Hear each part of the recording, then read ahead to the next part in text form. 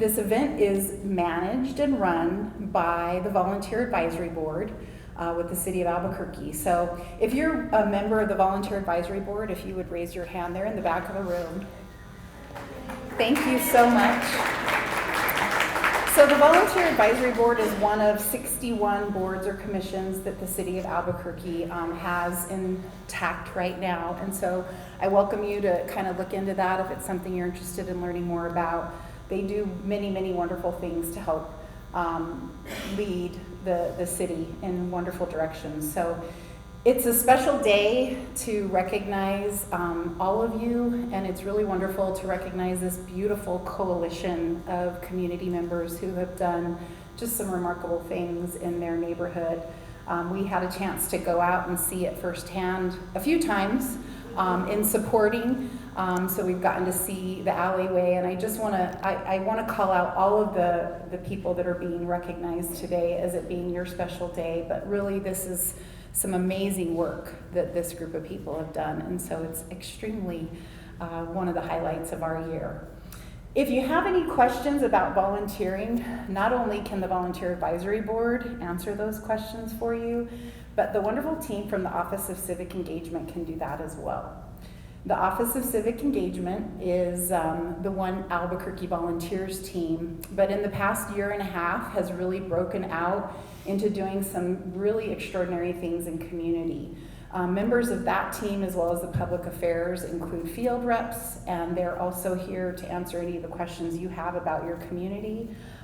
So the field rep for this area and for this program is here, Angelica Archuleta Romero. Oh, she just stepped out. I know, isn't she the best? I would say I love Angelica, but I really love this entire group of people so much. Diana Arellano is the manager at the Office of Civic Engagement. Rachel Hernandez is coordinating all of the volunteer efforts for city departments as well as some of our partners. And Mariah Harrison, who staffs the Volunteer Advisory Board, works with all of our nonprofit partners. We also have AmeriCorps Vistas that are really the special heart of our office. And so Aubrey and Livy are here today, and Val. And so if you have any questions about AmeriCorps Vista or AmeriCorps programs, stop one of them because it's really amazing work. We have some other members of AmeriCorps that can also answer your questions in some of these partnerships. So we have a few more minutes. Please ask us questions if you have any about volunteering. Share with your neighbor about why you're here and who you're recognizing. And thank you so much for being here. I appreciate Connie's welcome. It's a beautiful facility, so I hope you'll stay around afterwards. Thank you. Good morning, everyone. Thanks so much, everyone, for coming. Also, we're here to acknowledge your work, not just that you're present today, but I know also some folks have family and friends who are all part of everything that you do. And we haven't done an event at the garden center in a long time. So for what it's worth, welcome to your garden center. This has been here for like 50 years. It's kind of a cool little hidden gem in Albuquerque. Of course, in our wildly redone Los Altos, which we love. And we're gonna dive into our awardees, but I wanna mention a couple of things. First, apologies for being a little bit late. We had our cadet APD run this morning. And so Commander, you were totally MIA, just that's because he was escorting kids to school. So you had the right excuse. But also just want to mention that, this concept, we do this about once a month or every 2 months, the Volunteer Awards and the One Albuquerque Awards. And it was actually one big request that I got when I came in to this job, which is that people like, how come you don't lift up other people's stories and share what they're doing in the community and show them a little love? And it was so true that we had gotten away from that. And so some of you are at a lot of these. And for me, it's the highlight of the month every time we do it. And so I appreciate the nominee folks who nominated people, and of course, everyone for the work that we're going to hear about. But also just the community for reminding us how important this is. Last thing I'll share about that is we kept it going during COVID. And so this is also close to my heart because as you can imagine during COVID, we did it digitally, but those stories were all these stories are about hope and love of the city. Those ones were all tearjerkers. And so I'll never forget that experience, and grateful for the One Albuquerque Award team and the volunteers team that helps put this together. So that's my first thank you, is our nonprofit coordinator back there. And so round of applause for Mariah. And our volunteer board members. Do we have any here today? Yes, in the back. Thank you for what you do. And I know that Mariah has kind of a city crew that helps put this together. So we're grateful for you doing this now for 7 years running. So thank you so much. Okay, so with that, let's turn to all that we want to recognize today. And this first one is our One Albuquerque Awards. And there are a lot of recipients, because what they are doing takes a lot of people, because it has to do with helping our children each and every morning on their way to school. And I also, I'll mention her specifically, but a lot of these things are partnerships with multiple forms of government. And not to get into the bureaucracy, but the county has been a huge lead in this. And County Commissioner Barboa is here. Thank you.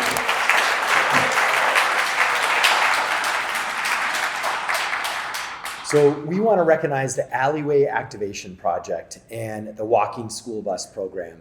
And so the folks here know about it, but for folks who don't, and also this is on like government TV and stuff, so I want to share a little bit about it.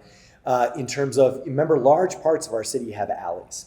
And large parts don't, which is why a lot of people are like, I don't get it. I don't have alleys, but a lot of our town does.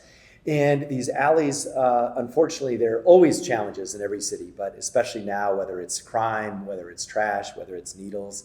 But alleys can and should also be a safe way to get to school that's not on a street for children who are walking to a nearby school. And so it's long been the practice, like forever in every town, you walk to school in your alley. In fact, that's what we were kind of taught when we were growing up, because it was safer than the street. But now we know alleys have their own challenges. And so the community has come together with a bunch of nonprofits and the neighborhood leaders to actually keep our alleys safe. And in many cases, add murals, even have community events in the alleys. And all of the work is done by the children who are also using the alleys to walk to school. That is awesome. And part of this, of course, is the notion of a walking school bus. So you have parents or community members or volunteers walking with kids on their way to school. And especially too with our pedestrian fatality challenges and everything that's going on in the city, this is so important in these times. And so there are a host of folks who help with this. So what I'm going to do is at least call you out, come on up. I'll see if I can get the certificates right. And then we'd love to hear, we always want to hear a few remarks from our winners, but I think it was kind of determined that our neighborhood leaders, if they're okay, will kind of speak for the group.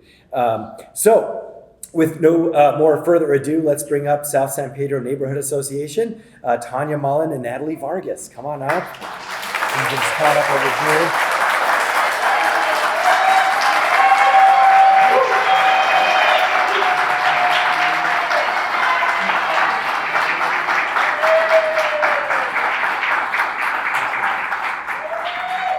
And also Bernalillo County Urban Agriculture, Nicholas Gorman.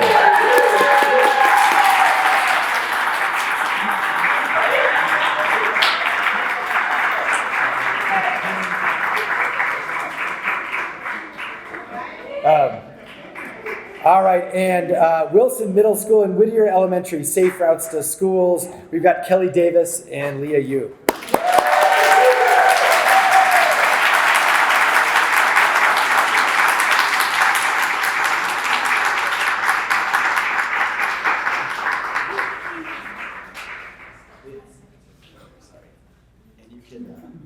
We have a lot of certificates, so Mariah's going to help us.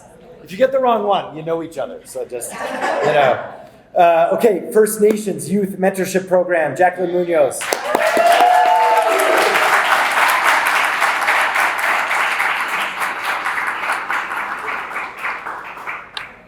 And of course, SWAP, Feed the Hood Program, Zia Martinez.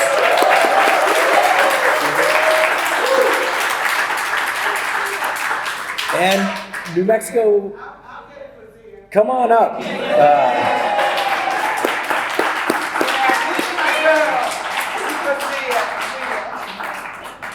And New Mexico Black Leadership Council, Mike Jackson.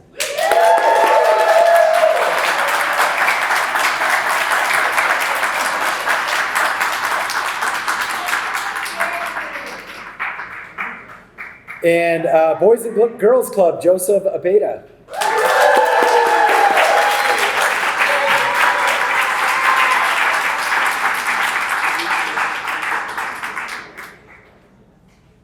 All right, and of course some Albuquerque staff folks from ABD and Parks and Rec. And so we've got, I think, Laura Kuhn and Josh Richards, Commander, and Stephanie Olivas.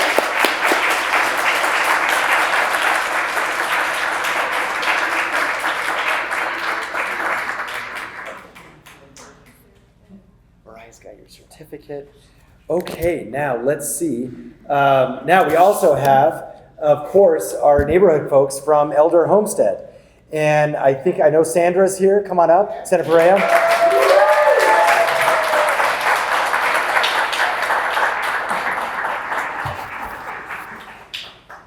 Okay, and I think we thought, Sandra, if you want to share a few words, and Natalie, if you want to come up, it's up to you. But we'd love to hear from some representatives from the whole crew.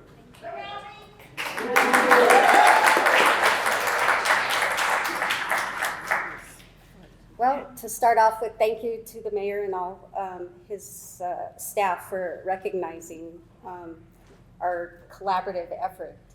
It does take numerous people, diverse, but we've come together because we are very passionate about kids and our community, and we also appreciate the fact that we have this wonderful city that we call home, and so we're just trying to beautify it as best we can, one alleyway at a time.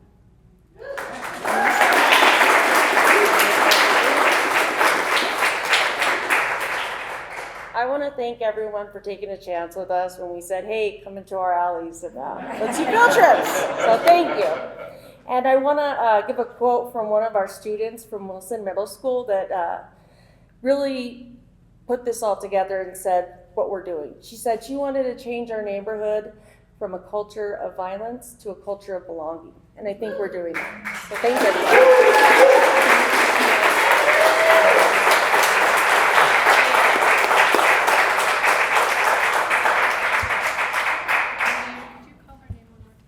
Yeah, sure. And I'm Stephanie Olivas. I know I meant there was too much clapping. You might not have heard your name.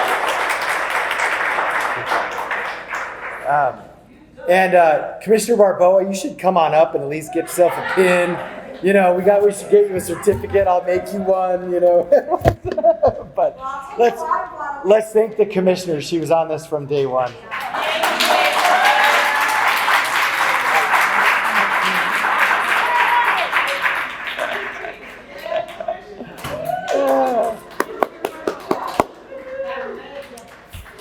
All right, so, okay, we want to transition a little bit to our next awardee. I do want to share a fact that I know, we can do so much in our community. Sometimes we need government to step up because things cost like $700,000. What I'm talking about is the Hawk Light. It is late, but I want you to know it is on order. Jennifer, what do we got? Not to put you on this, October? Okay, so I don't want to get into China and tariffs and steel, but that's why it's late. And believe it or not, it's a citywide thing, but that is going to happen. And so we'll at least have some extra safety across San Mateo. So thank you. Okay. All right. So now what we want to do is focus a little bit on what our volunteers of the month have been up to. And this particular individual does a lot with hospice. And I think what's fitting about today is we focused the first part really on our children, and even with my kids going to APS and parent-teacher night to night, we understand that phase of life depending on what phase we're in. Some of us who happen to be my age are in like two phases at the same time, where you also have elderly parents. And hospice is a godsend in so many ways, especially, of course, so that folks can stay in their home. And so we also know that the reality, of course, as folks get older, is about the loss of life and about death. And it's very difficult to find people in our community who are available and willing to help in that process, that end-of-life process. And it's work that, Some people have a gift for it, and in this case, that's who we want to honor. And Zareth Powers, and I want to make sure I got the first name right. Yes, tell us again. Zyreth? Okay. Zyreth Powers does this work each and every day, and is a certified death doula, and brings warmth and peace and genuine connection to those preparing to say goodbye. So also, Chantel Martinez. She works in some ways, but in similar ways, but in a very different way, in a sense that for July, we want to recognize what she's done, but I want to do them separately. So I'm just letting you know, Chantel, you're up next. But Zareth, please come on up and share a few remarks.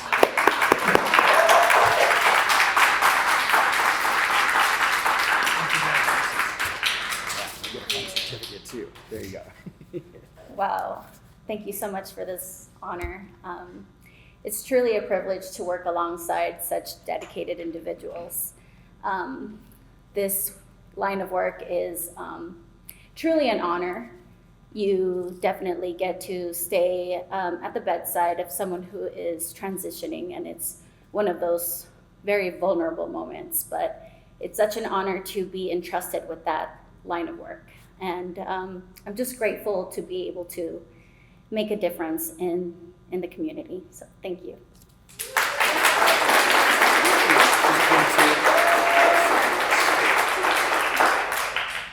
Yeah, sure.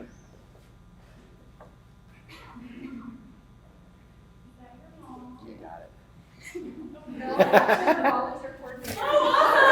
Nice. Okay, got it. Okay. Yes, and we can do, lots of, we'll hang out after too for pictures or whatever else folks want to do for sure too as well. Okay, so we do actually, Chantel couldn't make it this morning, so we'll actually probably try and see if she's available for the next round that we do. So now we want to go back in many ways to children. And we want to talk about another thing that near and dear to my heart, which is our Boys and Girls Club of Central New Mexico. Boys and Girls Club happens to be where I grew up. So it was the one in the Heights, but that's where I went every day after school. So I'm a lifetime member. And the city's been doing a lot with the Boys and Girls Club, along with APS and the community, to actually move the club into our schools. And that is such a powerful transformational model, and I appreciate what the club is trying to do. We're also building a teen center together, so we're doing a lot of fun stuff together at that old boys club where I used to go, actually. But as folks know, the core to Boys and Girls Club is also volunteers. And we want to recognize today one particular volunteer who has dedicated involvement, demonstrated involvement in the organization now for 10 years. And helped grow it from 2 standalone clubs to 32 school-based programs. That is awesome. And that's what we need in all our schools. In fact, I was like, when my kids' school lost it, I was like, oh no, man. Anyway, so it's a very popular program. And it was for different reasons. It was like for COVID stuff. But I know as a parent, everyone also really, really appreciates what you're doing in the school-based model. And so what I want to share is fundamentally what Martin Richardson has done is expand this program, but rally donors and partners throughout the city to actually make it happen. And so please welcome and give our thanks to Martin Richardson. Come on up, Martin.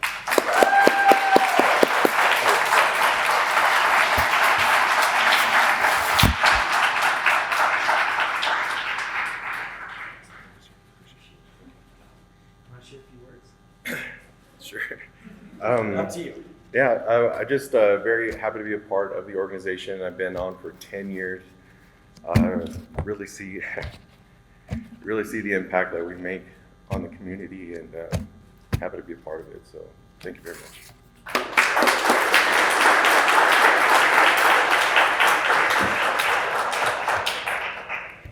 Thank you so much, Martin. I know there's a big crew from the Boys Club here, maybe a former APS superintendent who's been involved in both. Let's give them a little round of applause too.